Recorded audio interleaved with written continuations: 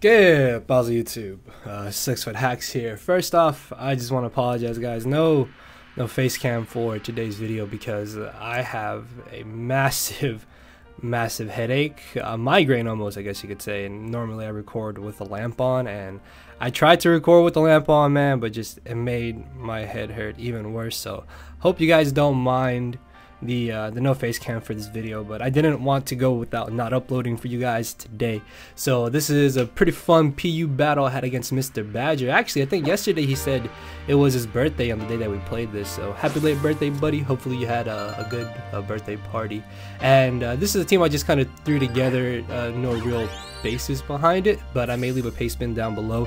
There is a huge flaw in this team though, just for the fact that it doesn't have a scarfer. So going into this game, Cinccino is easily the biggest problem to this team. As turn 1, he loses what is really essentially his only switch into Sock, because he goes for a final gambit. And funny enough, because I made this Mesprit max HP, I'm able to just barely live. And unfortunately, instead of going for my rocks, I ended up going for the side shock just to guarantee knock out the Survivor for an early 6-5 lead. And I mean, I guess I got the early 6-5 lead, but not the way I would have liked it. So he's able to knock me out with the U-turn. In comes the Probo Pass. Thankfully, this Sock does have the Mold Breaker, and I am adamant choice banded. I just click close combat here, and something is going to get absolutely blown back. Like, look at this. It's probably a max defense, max HP Quagsire, and it still took 60% from Sock. Now,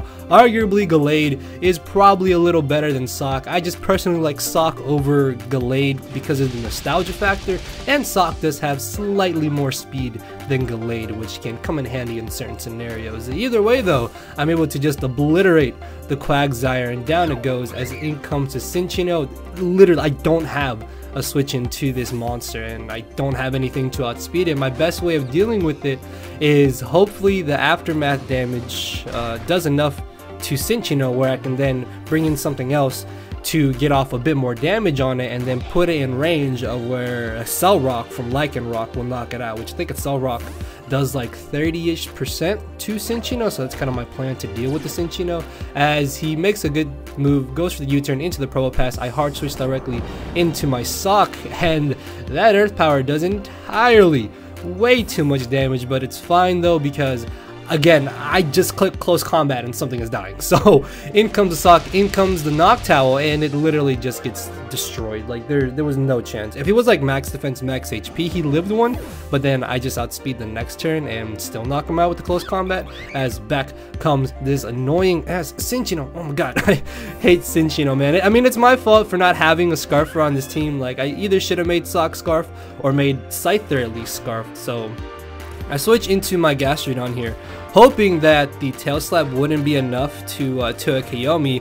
Unfortunately though, it is, as it does about 58-ish%, and even after leftovers I'm not brought back up to around 50%. So I don't want to stay in here. If anything, I can maybe save Gastrodon to sack it off later, not to mention that Gastrodon also takes on his Probo Pass 1v1. So what I'm going to do is try to switch back into my Skuntank here, as he actually ends up going for the knockoff there, probably expecting me to switch out, so that was a good play on his part. Unfortunately though, he misses the Tail Slap, and I am able to get off a pretty decent bit of damage here, but he can still knock me out with the next Tail Slap, but he misses again, and the second miss definitely mattered. Like, I wouldn't have been able to put him in range, I think, of where Cell Rock would have knocked him out, because I still would have needed to get off a little bit more damage on him.